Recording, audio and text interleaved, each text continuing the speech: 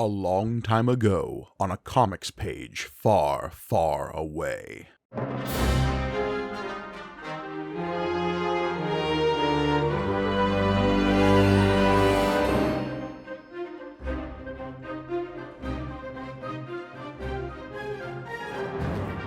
Greetings and welcome to May the Panel Be With You, the Star Wars comic book show brought to you by the Punch Up Entertainment Network. I am your humble host, Mike Gargoni, and joining me, as always, the crystal spear erupting from my killing field, it's John Campbell.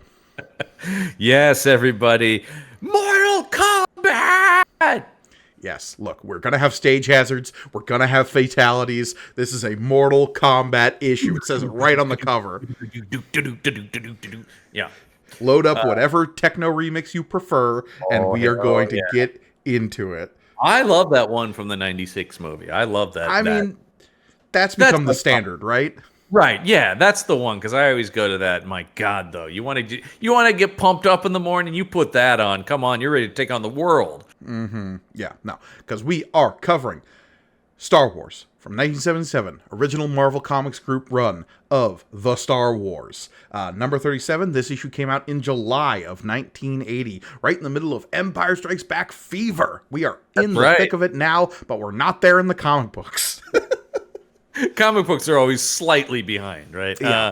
But we've got basically the same creative team before, though we have swapped our colorist out yet again. We've got Archie Goodwin on writing, Carmen Infantino on pencils. We've got Gene Day on inks, with Nel Yomtov back on colors, and John Costanza as our letterer, with a certain shooter off in the distance, observing, waiting. And consulting, whatever that means. He's saying, hey, wouldn't it be better if there was some guy with a jerry curl in here and you taught him how to poop? I literally saw a guy, and we've referenced before, there are lots of people with not great opinions on this, platform we're on, believe it or not. Yeah, who knew? But it's particularly YouTube, because, stuff gets recommended for me as a comic book fan that I don't always agree with. But literally, somebody was like bemoaning modern comics and talking about they wish it was more like the shooter Marvel era. I'm like, what the fuck are you talking? Talk about nostalgia for nostalgia's sake. The shooter era is when you go back. Okay, all right. Specifically, Jim Shooter's era of Marvel is what they yearn for. Yeah. And look, there were some great comics being produced during that time. Let's not deny that fact. We've talked about this. It's a weird point where it's like, yeah, a lot of the great talent comes into the Shooter, but he also ran most of the great talent then out of the company. We can actually thank Jim Shooter for a lot of the great 80s DC stuff. John Byrne's Superman, Frank Miller's Batman. That's because they couldn't stand Shooter, and so they went to the other company. Yeah. Look. You win some, you lose some, and then you're Jim Shooter, and you consider your losses wins. So, yeah. But hey, man, how come we never talk about the Shooter 90s era at Valiant? All right, moving on. Let's get to our cover here, because yes, indeed, it is Mortal Kombat time. And if this cover doesn't scream Mortal Kombat, I don't know what does. The only thing I can't understand is why they've misspelled Mortal Kombat on the cover. That's what. Yeah. Like why they're using the C instead of the K. I just don't get it. Make any sense? Anyway, sorry.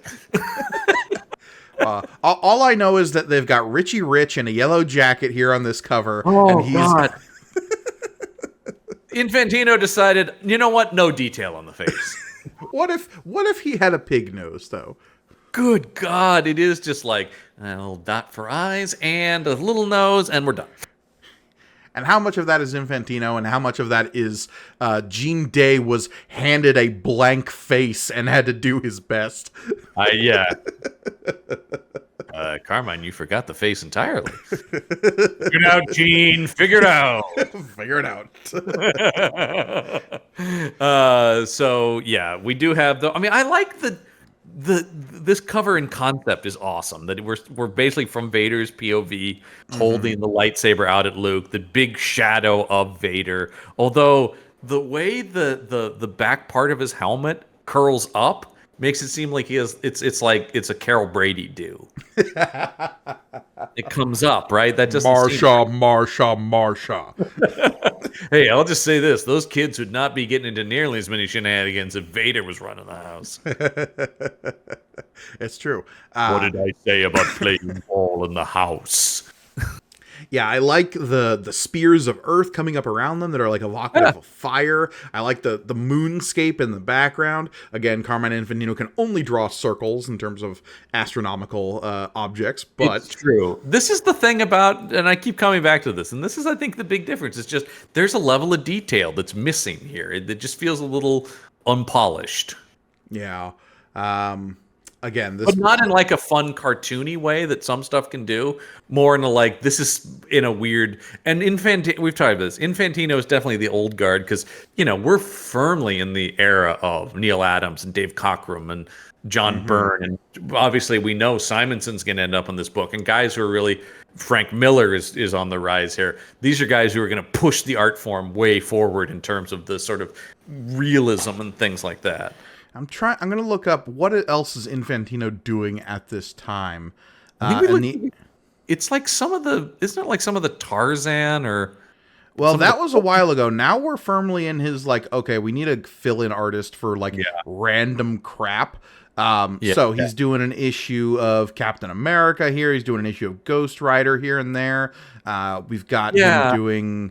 Actually, he's on a run of Ghost Rider at this time. He's also doing the Avengers book at the time, and mostly just Star Wars, an issue of Iron Man here and there, Marvel fanfare, classic. He's interesting because he was a big part of the relaunch at DC when they go into the Silver Age and everything sort of gets that like whiz-bang sci-fi revamp. But then in his later years, he kind of settles into just sort of being a for-hire guy. A lot of Marvel, what you're talking about, a lot of his stuff is, I mean, he does this obviously, but like, he just kind of fills in. It's interesting. Well, and he will quickly peter out of the Star Wars book once we get past the Empire Strikes Back coverage. And I'm waiting for it. I'm waiting for it. You're waiting for it. Yeah. But yeah, we will get a bevy of other artists in on this book after that, and it'll be a breath of fresh air, let us say. Well, because as we've talked about, this book was no one's baby really at this point, maybe other than Archie Goodwin, right? Like it's still like a movie tie-in thing, and even as popular as Star Wars is, I don't think this was a coveted gig for anybody at this point. Yeah, I don't know. Obviously, Archie Goodwin was coming off of his like short-lived stint as editor-in-chief of Marvel before Shooter sort of foisted himself upon the company. That weird run of people that were going to be the replacement for Stan Lee, and they just never found anybody consistent in a... Yeah, I will say that in this era, Archie Goodwin really not writing any other books at Marvel at the time. I don't know what else he was doing in his career, but the only things I can see in this period for, at least as I'm reading it on Marvel Unlimited, is he starts writing Dazzler in 85, but that's after Return of the Jedi, and like this book is sort of like winding down. Right. Interesting. What book is Night Mask? I've never heard of Night Mask. I feel like I've seen the covers. I don't think I've ever actually read any Night Mask. Oh, this was some New Universe stuff. Yeah. Oh, New Universe is weird. Night Mask. You don't know Keith Remsen? Night Mask? No, I'm not aware of Keith Remsen, aka Night Mask. Yeah, I don't think he lasted a huge amount of time there. But let's get into the Mortal Kombat of it all. Because, on this first page here, they are in Mortal Kombat. They sure are, man. This is what we've been waiting for, right? The big throwdown between Luke Skywalker and Darth Vader, except not, because that's going to have to be in the movie. Yeah. So, one of those things that is inevitable disappointment, right? This issue is a writhing, painful trial of we want to, but we can't. Yeah. I mean, it's always sort of the problem with the tie-in stuff, right? Especially when something's actively running. Like now, it's actually easier to go back and tell stories set between things because you're like, okay, this is the beginning and this is the ending. So what happened in between here? Here, when you're running something, I think about this. I read a lot of tie-in comics to like shows or something like that. Like, have you read any of the Stranger Things comics that Dark Horse has published? They're not bad, but they're always just so like, okay, because you just can't do anything really. The word we've used is perfunctory, right? Yeah, it's sort of that thing where it's like, great, it's more of, I like that world, but you're like going, okay, but like nothing can really happen, so you're mostly filling in just less interesting stories from that world. Personally, I've run into this with the tie-in comics they've done with the MonsterVerse movies, the American Godzilla and Kong films. There are some interesting King Kong comics out there, but they are distinct from the continuity of the Kong we see in those movies. 100%.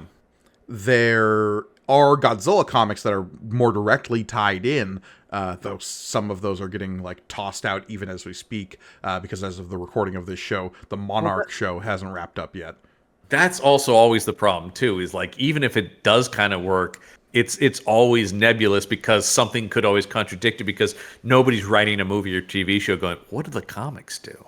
Very rarely, yeah. It's pretty rare that anybody's actually trying to make that stuff fit together. We've talked about that with the most recent, the sequel trilogy. All those like Road to comics were always like, okay. Yeah, the one that will always get me, and one that they've actually like weirdly circled back to, is the Star Wars Aftermath books.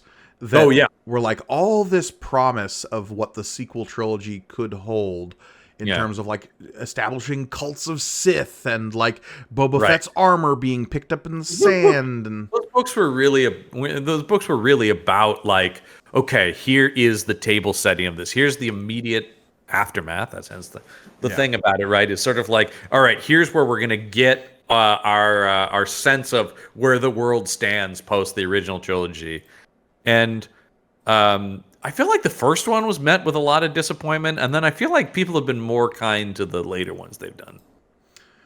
Yes and no. It depends on the book. Like the other Aftermath books were all, because there was a narrative through line in all of them, but it felt like it sort of like tapered out in a lot of the ways the other like table setting for the sequel trilogy has done. I feel like we're still a couple years out from the sequel trilogy getting their Clone Wars, right? The thing that scaffolds the movies that are considered wobbly at best.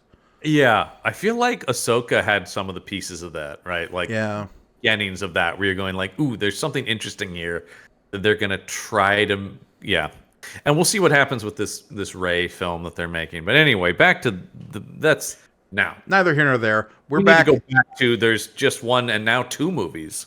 Yeah, because we are in Sunset on the ringed planet of Monastery, cloistered homeworld of the Order of the Sacred Circle. A diplomatic mission for the Rebel Alliance has brought Luke Skywalker here.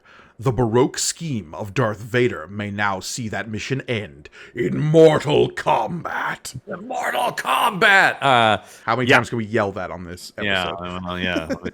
Hey, they started it. But yes. Okay. Here's something immediately I don't like. Well, my biggest issue is the characterization of Vader.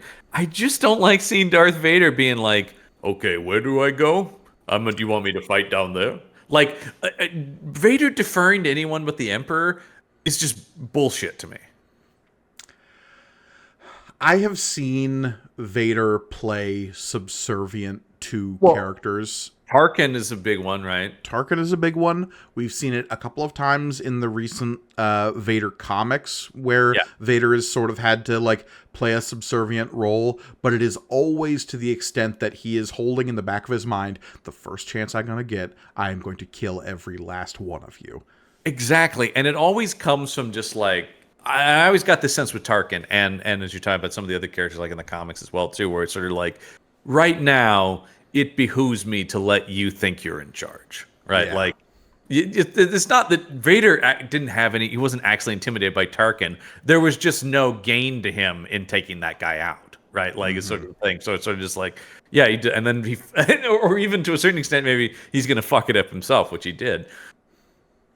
But yeah, here we have Domina Tag saying, there, below the evening mists, lies the Crystal Valley. 2 separate paths lead down to it from this point. You each will take one. When you meet in the valley, your duel may begin. Yeah. And Vader's like, yep, okay, sounds good.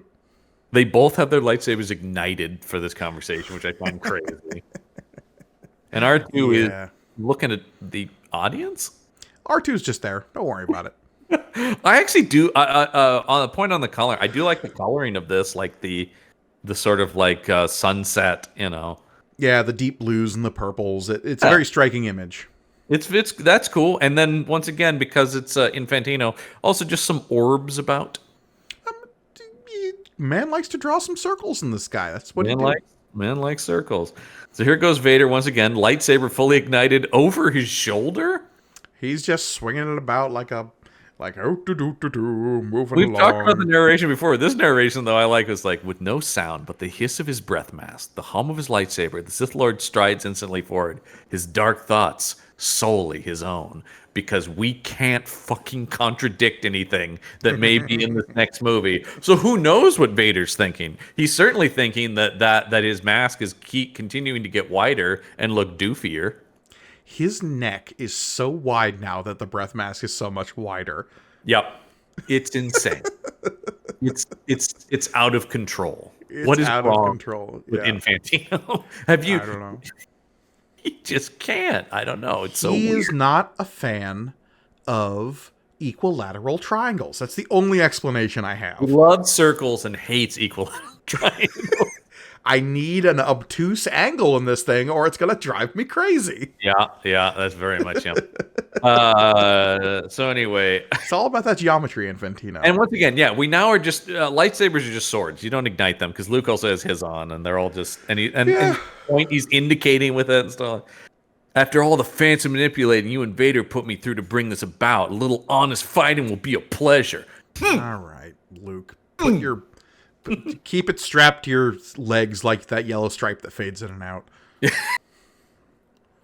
And sorry, R2, you can't go with me on this mission. Vlito doop. Also, he's backwards, right? Yeah, 100%. So why is he looking? It's just so weird. Anyway. Yeah. So Domina's gonna be giving us a lot of the recap here as she your scheming face. Yes. She is going to recap the events of the last couple of issues of just like, I've been made leader of this religious order. I'm gonna try to get Vader and Luke killed. Real two birds with one stone kind of move for her here. Mm-hmm. So good for her, I guess. Domina is still under the impression that Luke has killed her brother, Orman Tag, the cyber-visioned Baron Tag, who in the last issue we saw escaping Imperial captivity and hitching a ride aboard the Millennium Falcon. Right. Yeah, after hulking out of his stasis tank or whatever. Look, Hulkamania is running wild in a galaxy far, far away. That's all. Oh yeah, brother! Baron Tag gonna snap into a Slim Jim. Sorry, I was getting... Well, the line between any of those guys, especially like the 80s wrestlers, right? Like they all kind of have the same voice. Yeah. My Hulk Hogan just like defaults to Macho Man Randy Savage really quickly. Yeah. Oh yeah. All right, so here goes Luke into the mist with all the crystalline stuff erupting out of the ground. Yeah, literally erupting, because as Luke narrates to himself in his head, sort of recapping the stuff that happened last issue. Where sometimes he says it out loud, sometimes it's in his head. Once again, this book just randomly chooses. Yeah, I really don't understand where the line is between Luke talking out loud and Luke just thought bubbling. Yeah, it makes no sense. Because he says out loud, well, now I know why it's called the Crystal Valley. They cover this place like trees. And then he ends that thought in his head by saying, or maybe grave markers. Mustn't get too busy sightseeing that I forget Darth Vader is somewhere ahead. Yeah. Then he says, don't know. He thinks, don't even know if they're still trapped on his, because he's thinking about Han and Leia, right? So he has all these thoughts about it. He goes, don't even know if they're still trapped on his cruiser, or then out loud he says, the ground trembling under my feet. I guess, like, the idea is that they want to show that his thought is interrupted, so he speaks one. Oh, it's not good, you guys. If Luke has to focus his attention on something external, then he has no interiority anymore. This is very true. Because with a shrarak, we see a crystal jut up from the ground, implying that these like crystal spires that he's been walking through don't like grow slowly like stalagmites. They just shoot up out of the ground. Which is actually cool as hell. Yeah, that's a really cool like alien thing. I wish it was used better, once again, like everything in this comic, but it's a cool idea. Not a single person gets impaled on these suddenly appearing spikes. Don't you want to see like a legion of stormtroopers going through here and they're getting it? If this is Mortal Kombat, and this is our Mortal Kombat stage, then these are the stage hazards, right? And what you want to see is Luke grab somebody by the ankles, slam them bodily onto one of these spikes, and tear them in half like a phone book. Well, that's the problem with the Mortal Kombat of this, right? You are having two characters who definitely won't die in Mortal Kombat. Yeah. Throw some cannon fodder in here, man. Right. Anyway. But we do get a little bit of a slowdown of this sudden violence as Luke, again, saying aloud to no one, explains science-like how these crystals can happen like this. Which Moisture from this heavy dew and mist must cause some sort of chemical reaction, makes them grow fast, almost explosively, and the force of new ones thrusting out makes the old ones nearby shatter and fall. Amazing. Why do we need to stop the book for 2 panels to explain this? Archie Goodwin's like, guys, I figured this out, all right? This isn't random shit, all right? I really put a lot of thought into this. In this book about space wizards with their space magic, I have put some thought into how crystals can just jut up out of the ground like this. If there is one franchise where shit can just happen, it's Star Wars, right? Like, for the most part, Star Wars gets away. Star Wars has magic in it. In a way that has magic in it. A lot of stuff doesn't. And it's also, it's just cool.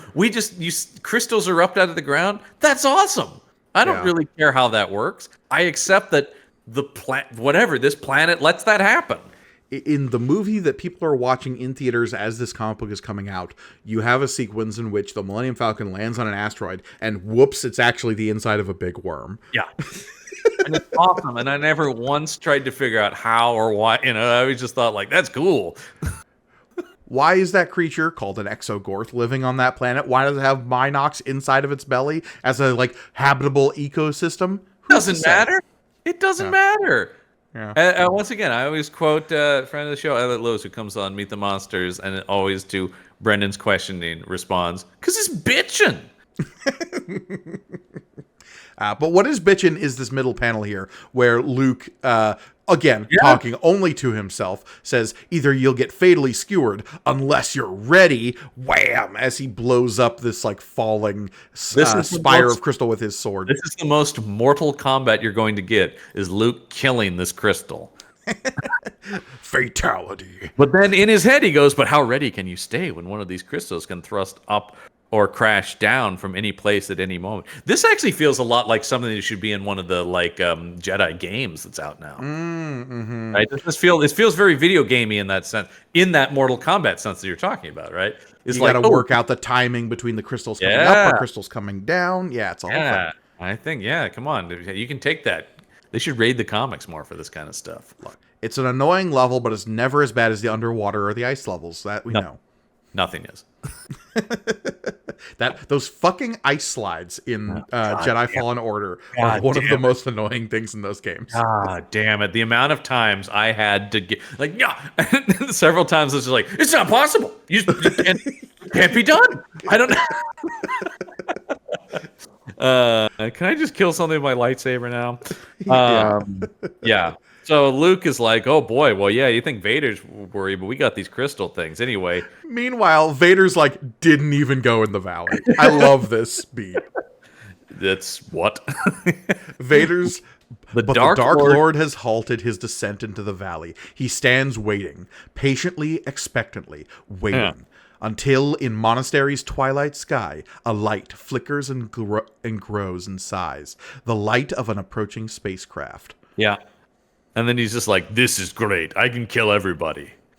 I love the idea that, like, Luke dashed headlong into this valley, being like, "I'ma find me a Vader." Vader's like, "That dumb child just ran headfirst into that valley. I'm good right here." Fucking idiot. I use a comic book, but I would love just to. Oh, Jesus. But yeah, again, Vader's face way too wide in this panel, though. Oh yeah, from unyielding black metal, a hiss of satisfaction was so much that might have gone wrong in his complex scheming. Events still cue closely to his master plan. Okay. We got to work backwards in this one a little bit. Yeah. So Vader's master plan in this book is to test Luke's connection to the Force. That's the end goal here. Yes, that's what we come to learn. So, how does that involve this incoming ship in any way, shape, or form? Yeah, I don't know. It seems like... Yeah, I know it doesn't. Other than... Well... doesn't he say something later about, like, yeah, I wanted to see if you cared about your friends or something? But that would imply he only wanted them captured back up in the Star Destroyer. Yeah, how does their approaching here make any difference? It doesn't matter. Yeah, it doesn't matter, does it? And he's not trying to kill them, so... Exactly. I mean... No, he's only using their presence as a test for Luke. Right. I don't know. They didn't think this out. Nope. Spoiler, you guys. I don't think they knew what they were doing. Anyway, on the Falcon, Baron Tagg is still in control. Yeah, he's got a gun to Leia and Han and being like, "Look, we got to land this thing so I can go save my sister." And Han's just like, easier said than done, pal. Do you see all these spikes? So many spikes. More every day. Yeah, and it's just like, you're not helping anything, man. Yeah, in the middle of a tough landing is no place to threaten the pilot. He says, while apparently I'm more concerned about the fact that Han has gone blind based on the fact he has no eyes in these panels. I think his eyes are just closed a la Brock from Pokemon. It does. He looks exactly like that. Oh, God. So Han does land. He takes out a couple trees, but he lands pretty well. But it's just enough for Baron Tagg to go off balance and Leia to get his blaster. Leia's always going to go for the gun. Yeah, while Han is like, and I will tackle him. While you get another murder device.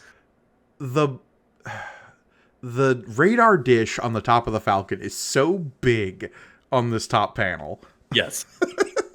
The size of that thing fluctuates so wildly. Oh, it's so wild because it's really it's not that big, of course, as it's we like know. a satellite dish size. Yeah. Well, Han's got to pick up all the channels. I mean, look, he's got DirecTV. He's gonna get those extra. He needs his HDTV too. Yeah. If I don't pick up that live coverage of the match, Chewie, I got a lot of money riding on this game. Look, he needs Space ESPN 7. ESPN 8, the Ocho. The Ocho. Sports you didn't even think were sports. If it's almost a sport, you'll see it here. The incoming TIE fighters just firing stuff out the back of them. Yeah, looks like the Captain Wormus didn't take their escape lying down as he sent 2 TIE fighters after them. John? Yeah. How many people do you think a standard Imperial Star Destroyer, like what the troop capacity is? Jeez. I mean, good Lord. I mean, we're talking could easily be 1,000, right? Would it surprise you to learn that close to 30,000 enlisted personnel is the standard Imperial Star Destroyer size? Yeah, you're talking. complement? Yeah, because it's gigantic. Because you look at like the Enterprise, Picard's Enterprise, which is probably the biggest of them. That's like a 1,200 person crew. Yeah, up yeah, to. yeah. So you're talking. I mean, yeah, because you're talking. They're more than ships, right? Like they're basically cities. Right. Yeah. Exactly. They are. Empire doesn't really have bases. They have their ships are their bases essentially, right? They go place to place. How many TIE fighters would you say a standard Imperial class Star Destroyer could carry at a single time? 500? 72. You're okay. It's a lot lower than you think, but that's only because it also carries 20 AT-ATs, 30 AT-STs, 15 like IT-ITs, 8 Lambda class shuttles. Yeah. Yes, it's about what you're doing. It could carry that many, but it has room. You could complement it with anything. You can invade a planet with a single Star Destroyer. We might see that done even sometime. Yeah, absolutely.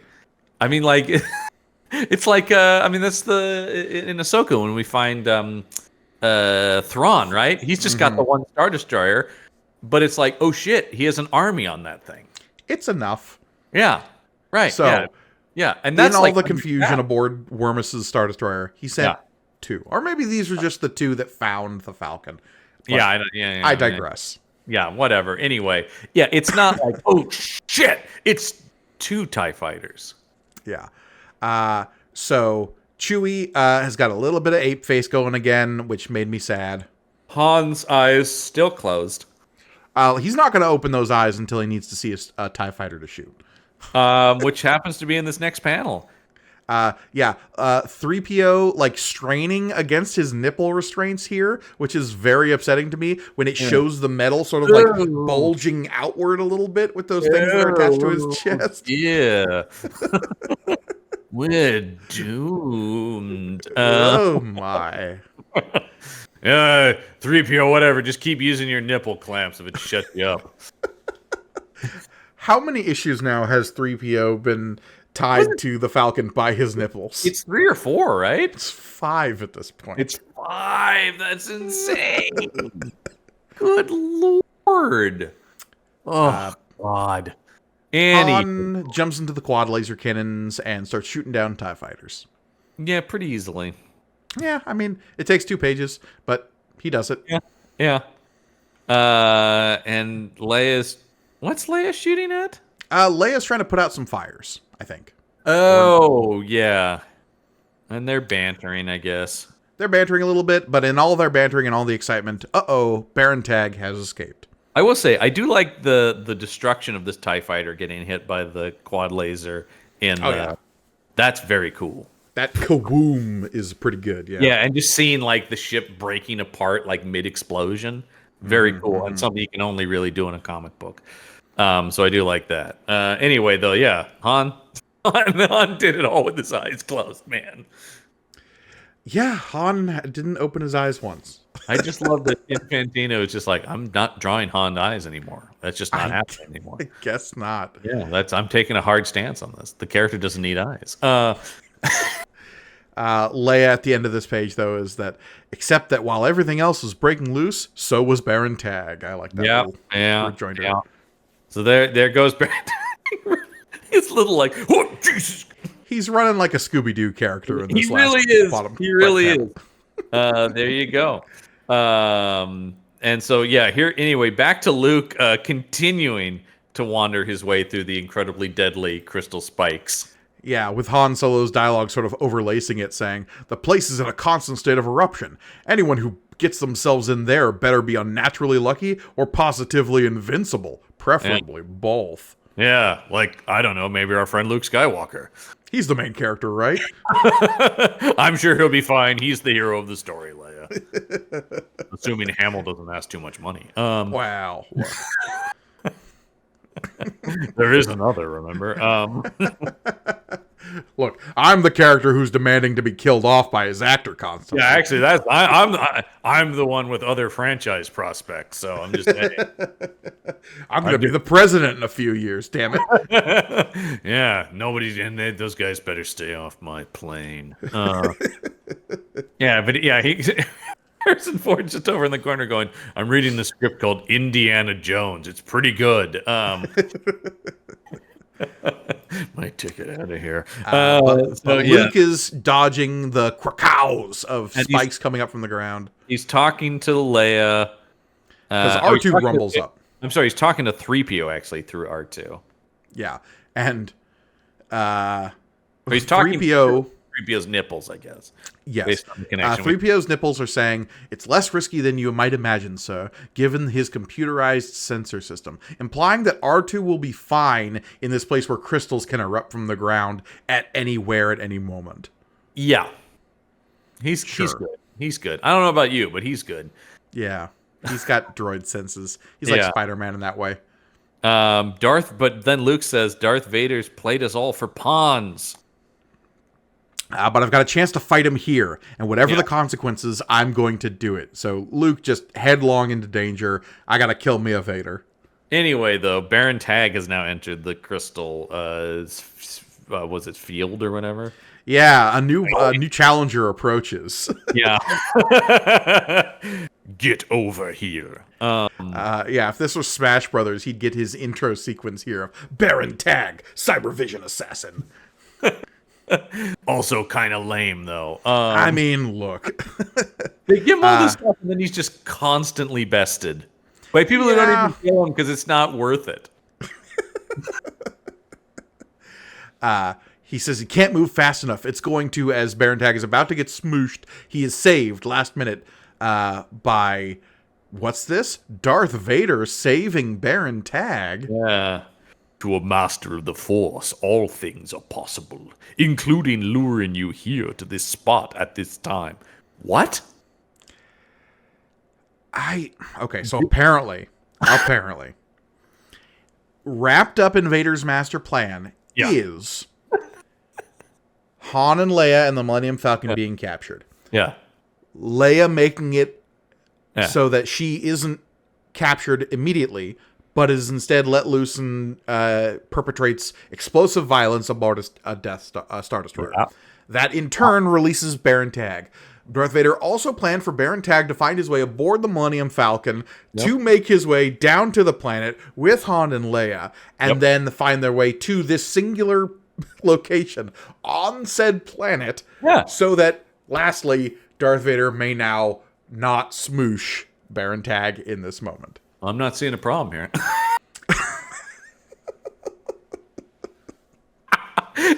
It's so insane. Once again, so Vader went. My problems with Vader have now gone from him being too deferent to the people of this planet to now he's way too powerful. He's so powerful in this comic. He is Mr. Sinister levels of, no, that was my plan the whole time. That was my plan the whole time. And then even where this goes is totally insane. Well, first step of that insanity is to show Baron Tag an image cube saying, you think your sister's so pure? Look at this. It's a picture of her with an evil grin. That means I've turned her evil. That's right. I did that, asshole. Yeah. Not feeling too hot now, are we?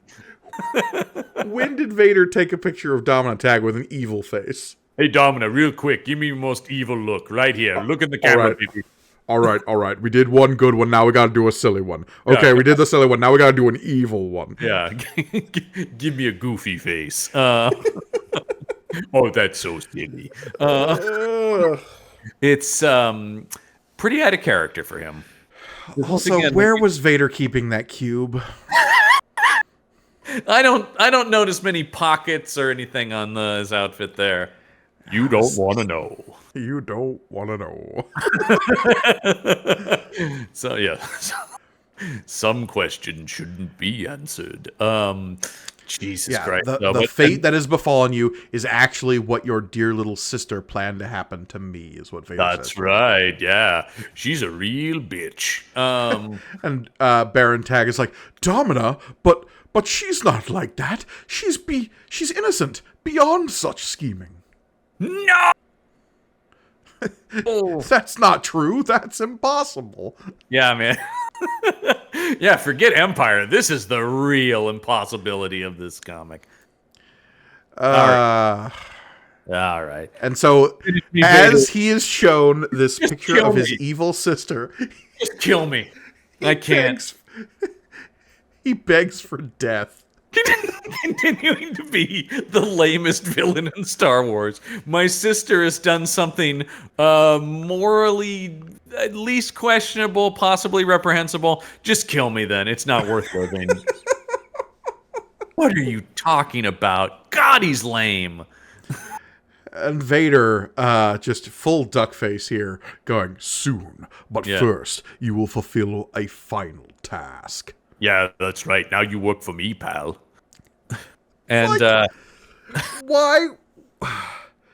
Why would Baron Tag agree to what's about to happen? I have no idea. I mean, he wants to die, right? But it's like, all right, yeah, I'll do a totally insane thing to die for you, Darth Vader, the person I hate the most. Maybe exactly Skywalker, although it's unclear at this point. Probably hates Vader now. Skywalker was only a means to get to Darth Vader. That's true, yeah. Well, but then he bested him, so...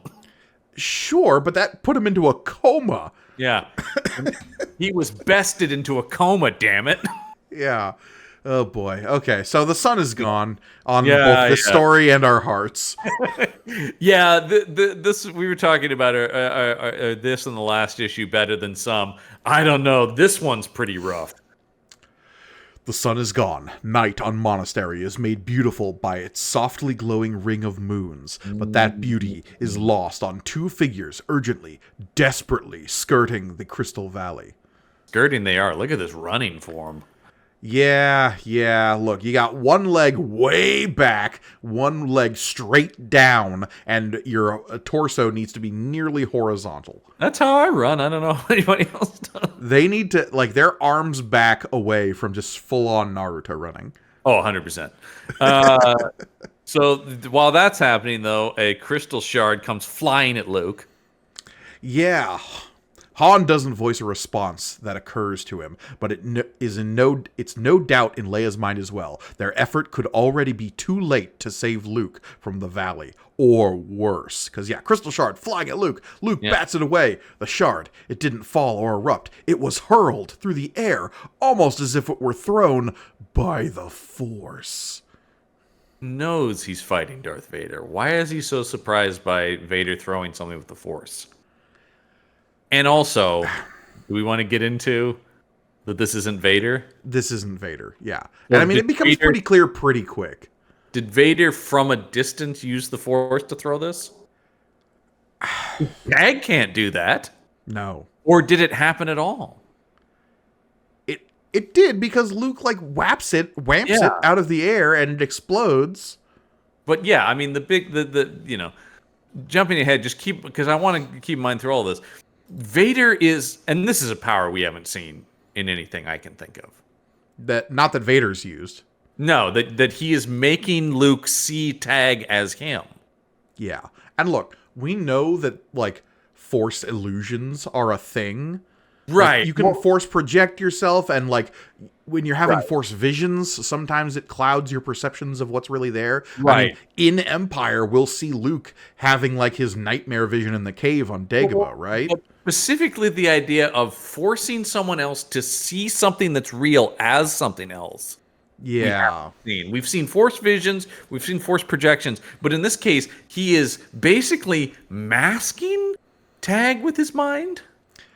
But also, he didn't give Tag his lightsaber, right? So then what is Tag fighting Luke with here? Because on the next page, we have this shadak as their lightsabers meet. But presumably, again, this is not Vader here, though I do love this image. I think this is rad as hell. Oh, taken out of context, just as an image, I would 100% put that up as a print on the wall. Like, it's gorgeous. No other words are spoken. For perhaps a heartbeat, both figures are still. Then they move. Shadak! Swiftly, inevitably, like lightning striking. And in the straining press of combat, a truth comes clear to Luke Skywalker. Like, this is awesome. I even like the writing of it. You're just like, oh man, is this book going to be cool for... No. Because Luke, in his own mind, is saying, I can feel the Force around Vader. It's so strong, surrounding him like a wall. But beyond that, I sense something else. Fear. He's actually afraid of me. If that's so, I can win. I was like, bullshit. Okay, no, then I was like, okay. Yeah, no, exactly. Okay. I mean, this is the first moment that lets you, like, know something's off, right? Right. And then we get another crystal erupting between them. Mm-hmm. Once again, Luke's hair tossing around it. Luke has kind of shaggy hair, but he doesn't have these long locks that they're always drawing him with. Yeah, it vacillates between, like, pixie cut and like full Prince Valiant. And so once again, as we're talking about, if this is Tag without a lightsaber, he's the one that cuts the crystal in half. That's happening. Yeah. And it whooms to the ground. Luke rolls out of the way, and they saber clash again. Yeah. Luke swings at his feet, and Vader just like 6 foot vertical leaps straight up into the air. There's so many weird images of Vader throughout this comic, and that is one of them. Like, oh, that's what I think. I think of Vader doing. Once again, could you imagine Vader jumping up in the air and doing like a full, like his knees up to his? I just can't picture it. We get some awkward interior dialogue from Luke describing images we don't see on the page. Yeah. As Vader comes down, I guess feet first on top of Luke, and Luke thinks to himself, he's out to flatten me. Vader using the classic Mario technique here. I'm a squish you like a bug. You going down like a Goomba. Luke, go splat now. But he describes in his brain rolling out of the way, and I guess he does, because on the next panel, he is stabbing Vader. Yeah, and you're like, oh no. It's not a killing stroke, merely a devastating one.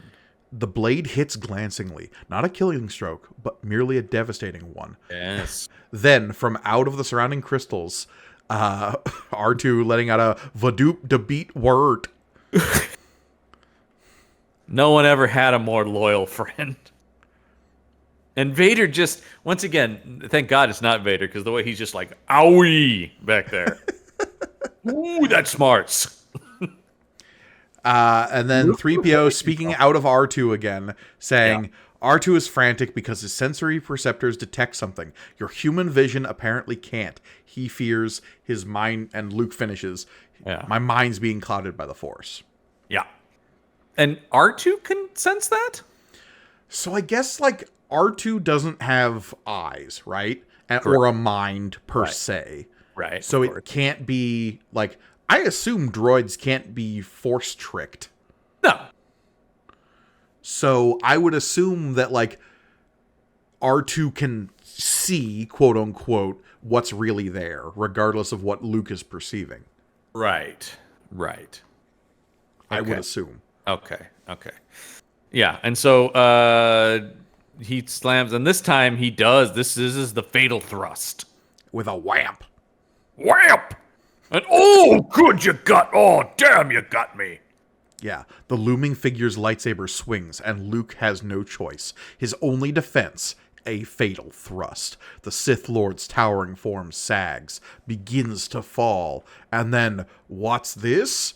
It ain't Vader. Baron Orman Tag who crashes to the ground. And Luke says, I knew it. You did? If it wasn't for you damn kids and your dog. I mean, it is essentially that. And he's like, oh. And folks, we bid Luke sensed Orman Tag's fear. Yeah. To Baron Tag. And then dead by the hands of Luke Skywalker. Yeah. He's a menace. He really is, man. And then Vader's just like, the purpose of this illusion, the reason he was made to fight in my place. In part, it's final punishment. So it's like, I wanted him to die. That was part of it. Hold on. Just take a seat, Luke. This is going to be a multi-step explanation. Look, there's a lot going on here I need to unpack. And if I'm Luke Skywalker, don't you now just run at Vader and try to kill him while he's standing there just talking? I mean, it would be a horrific mistake, but yes. It would, but it just seems like, wouldn't it be like, why are you, instead it's just like, hang on, I want to hear what Vader has to say. Yeah, so weird. Vader's playing here. Also, Vader has his lightsaber back. I guess he was there the whole time, like, was he the one chopping at...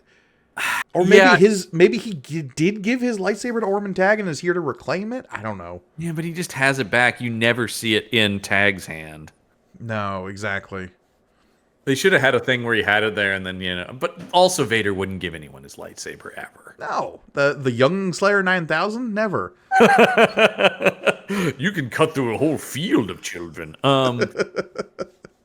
But basically he's just here. He goes, I wanted to see how you would perform in a hostile environment. Probed your emotions by placing your friends in jeopardy. I now know your limits and your limitations.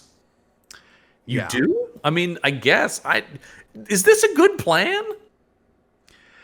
I mean, Luke's comeback here is, then you know something else. I'm learning. I can change. I can grow. And Darth Vader's like, when your instructor is dead by my hands, an amusing notion, puppy. You puppy. How do you like that? Put you in your place. Why don't you go pee on the newspaper, you little puppy? Little dog need to be let out. Do you need some snacks, puppy dog? Good Lord. It's so dumb. Why would he say that? But also, it's just like, gee, I hope in the movie that's in theaters you don't find a way to get another master or anything, right? Surely you're not going to find a second mentor figure. I doubt it. All the Jedi are dead because I killed them. That's right. So, bye. So rage flares within Luke. He tenses to charge, then leaps back as another crystal. Look out! Yeah. I just want Vader to be like, yeah, I made that happen too, because I can just do anything in this book. And then when he looks up, Darth Vader just fucking dipped. Actually, he does say, look out, Arthur, he meant to trick me into that. Meaning, Vader was like, come at me, bro. Oh, I was going to try to impale him with that crystal. Damn. And Vader's just gone. Yeah, because Luke just says, the only way to win this battle is to stop playing Darth Vader's own game. Move it, little friend. We're getting out of here. Because I think of Vader as a guy who does a lot of quick escapes.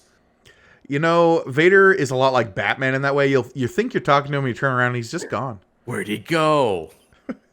Quick, light the Vader signal. Yeah. I'm needed. And so so they run out of there. Yeah, while above the valley, information has been delivered. Intense arguments are made. And apparently, I guess Domina and Leia are having a conversation? Well, because Domina's just like, well, all of this went terribly. Because now Luke Skywalker actually has killed her brother? Yeah. Well, shit. But she's just, and basically, she doesn't say that they're going to help the rebels, but she's like, I'm no longer going to try to stop the rebellion.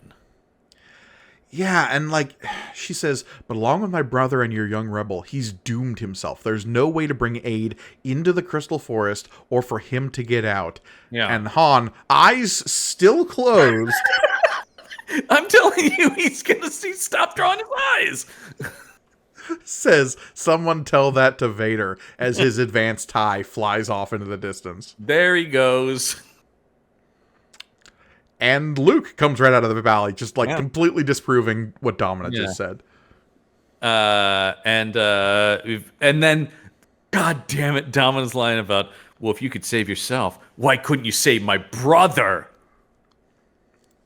And Luke tries to explain, but understanding never lights the eyes of Domina Tag. No. Only cold fury. Curses.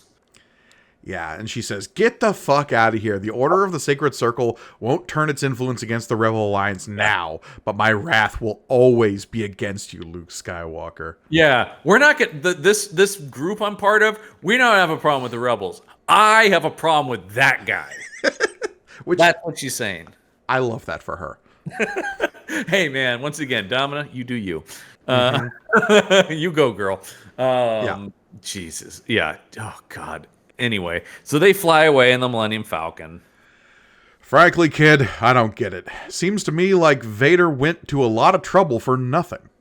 Correct, Han. On the nose. Seems like these last few issues have been totally pointless. And then Luke's explanation I don't buy, once again, where he's just talking about, he's basically just, and now Luke is blind. His eyes are open and he just has no pupils. Yeah. Han just barely manages to crack his eyes open in the last panel he's in this issue. Yeah. Oh, that's better. But yeah, Luke's saying that, not if you regard the Force as the greatest power in the galaxy, as he does, Han. It's worth anything to learn how much of it he shares with me. How often do you think Han gets well, that's because you don't know the Force, Han. It's a Force thing, okay? I would say all the fucking time. Yeah. And sometimes Sometimes that's absolutely right, but sometimes Luke is just saying shit, right?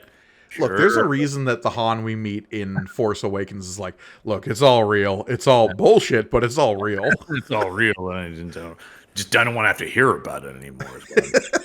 Yeah. Fine. Yeah. Han basically beat down into believing in the Force. Jesus, I get it. Fine, it's all real. Okay. He's the dad who's like, look, I don't get any of this LGBTQ stuff. I'll support you, my kid, in all of this, but I'll be as supportive as I can be coming from an older generation. Could argue he wasn't very supportive of his actual son, but, that's... I don't know, actually. It's unclear, much like those movies. Because based on the timeline of what we're told in that movie... Yeah. And here we go. People are like, I so hope they talk about the sequels. All right, yeah. Well, no, it's just like Han and Leia's relationship is fine, if a little rocky. Because the two of them, probably not the most stable relationship to begin with. Well, and that's kind of part of the heat between them, right? Is sort of the thing. They're a real opposites attract kind of couple. Yeah. So what ties them is the kid they have together in Ben Solo, right? Right, yeah. And then when that kid... says, fuck you, Dad, I'm going to join an alt-right movement out in the middle of nowhere space. Yeah. We've all been there. Yeah. When their kid goes out and joins the neo-Nazis, it sort of puts a real Leia, I don't damper. know, I'm pretty concerned about some of the things Ben's been posting on Facebook.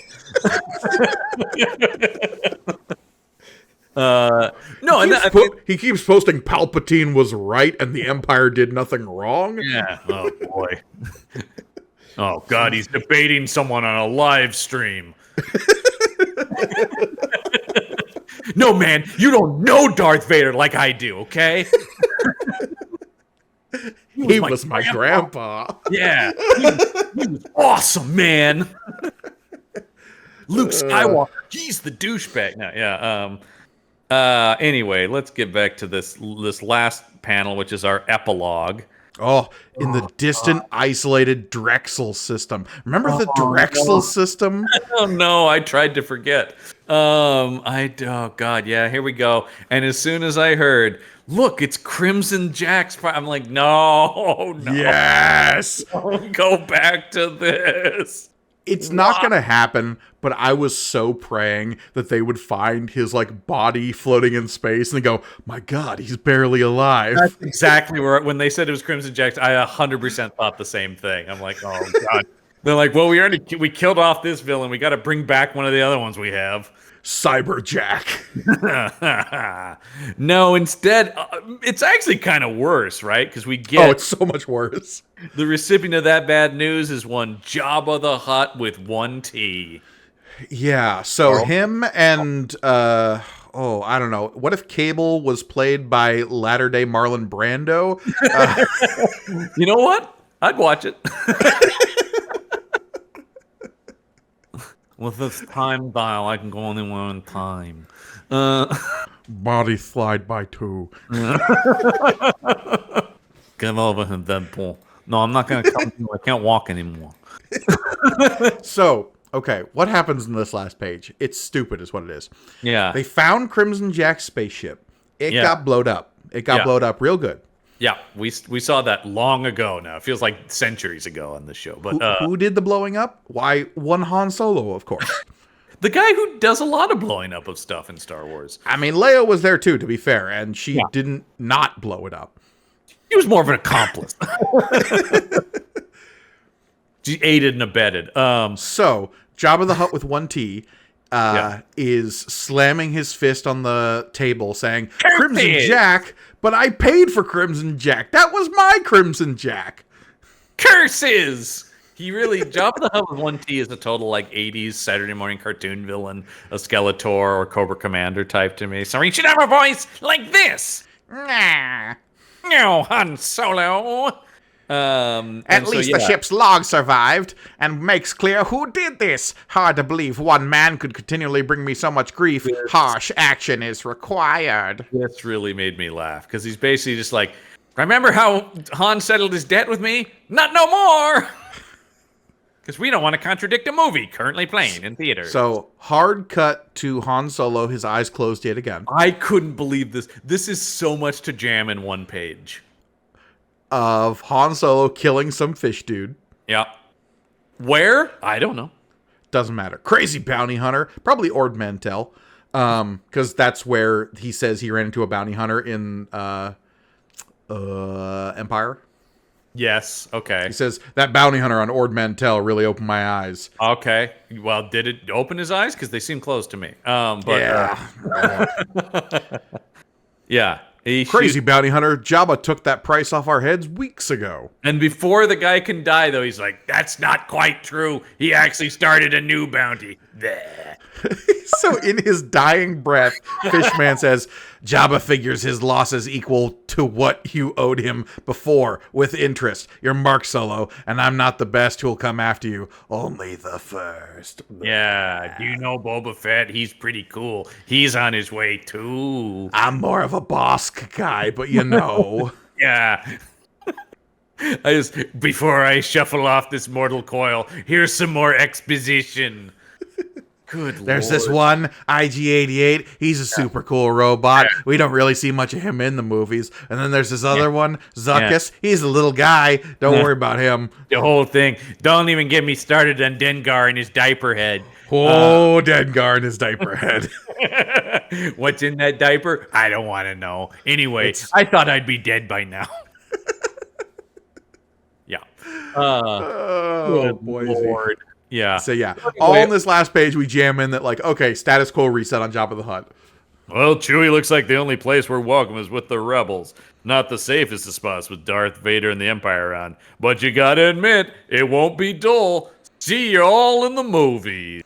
Or not, because I was very surprised when I reached here. Next, the most eagerly awaited saga of them all begins. Marvel's adaptation of The Empire Strikes Back. Or not.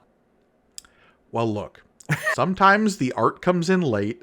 And sometimes the inker needs to put the finishing touches on it. Yeah. Sometimes the color's taking a little extra time, and you need a fill-in issue, and suddenly we're abandoning our current creative team for one that's completely random and out of left field that can get the job done. I love it. They're just like, nope. Because, yes, as originally intended, they were supposed to start their coverage of Empire Strikes Back, but instead, we will have Star Wars number 38 locked and loaded as, oh boy, John, it is a fill-in issue in the worst way. Oh, no. I know nothing about what to expect here, but it's not going to be good, is it? Look. Are we going to finally get to explain what happened to Leia's leg? Just strap in for some goofy comic book nonsense. I do. By the way, I'm on Wikipedia, and the issue 38 was scheduled to be the first part of the comics adaptation. However, according to an editorial comment on the letters page of issue number 38, Marvel was moving to a new distribution system, and the entirety of the adaptation had to fit under that new system, forcing Marvel to push the debut of that issue to number 39. Yeah, and look, it shows. Because they suddenly just had to go, oh shit. We need something, which is always a good way to create a story, right? It's like, oh god, we gotta put something out.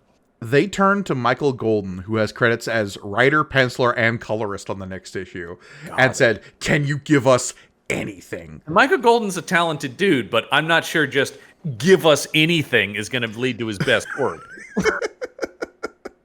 Look, he was doing a lot of stuff at the time. He was big in the Savage She-Hulk book during this period. He was also doing Doctor Strange and Howard the Duck. I primarily know him as a Strange artist, but yeah, he's, big time comics pro of this era.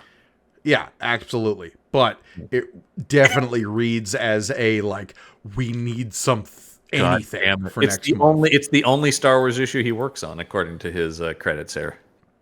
Yeah, well, we'll talk next week about whether it even qualifies as an issue of Star Wars, or if it's an issue of Doctor Who. Yeah, it gets a little friqué. Lord. Oh boy, oh boy, oh boy. But yeah, so strap in for that next week, and then Oh. we will start our coverage of Star Wars: A New Hope Infinities, which I cannot wait for. It's a really weird. Yeah. We start diving into the Star Wars What If books a little bit. 100%. I actually really do enjoy the Infinities, and that will be a fun break from what we've been doing here. So yeah, absolutely. These are kind of Infinities books in some ways. Yeah, I mean these days they are absolutely. It's the Legend series, right? Which is the yeah. Maybe this stuff happened in somebody's version of Star Wars. Anyway, of course, if you want to check out more content from us and help support the shows, you can head over to our Patreon page, which is patreon.podbean.com/punchup. Once again, that's patreon.podbean.com/punchup. Get cool exclusive bonus content as well as help support the shows on the Punchup Entertainment Network. Yeah, and if you're watching us on YouTube, which we always say is probably the optimal way of enjoying this show, so you can read the comic book along with us while we're talking about it, see all that goofy art we're talking about. Like on this last page we were just talking about, I could have commented how this guy looks like Claude, the weird fish man from the Starjammers Marvel book, but that would have been lost on our audio listeners, but the people watching the YouTube video would have gone, ah. Yeah. So make sure you do all your business there on YouTube, and it really does help the algorithm. Everybody says that, but that's because it's true. All hail the algorithm. Indeed. Yeah. Next week we have our fill-in issue, then begins our coverage of the other stuff as we talked about. But until then, I have been Mike Gergoni. I'm John Campbell. And as always, may the panel be with you.